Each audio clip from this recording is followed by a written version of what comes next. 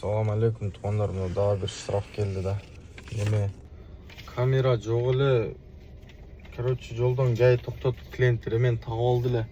Кайын жанна келгенде немесин чыгарып үрттүр да менчи.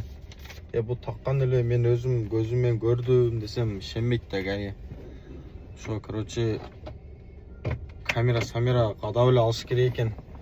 Мен камерам берки Копиятыйда калып кетип азыр камерасы жок жүрөм да. Ошого бир баягы камера установка кылган же камера саткан акалар барбы? Ошо айтылачы барып эртеге Кудай кааласа эрте мен өтүп эле барып битте камера установка алып коелу. Камерага көргөзөйүн десем же доказать эте албайм да. Жок, азыр жөн эле. Короче 1000 сом жазып берди.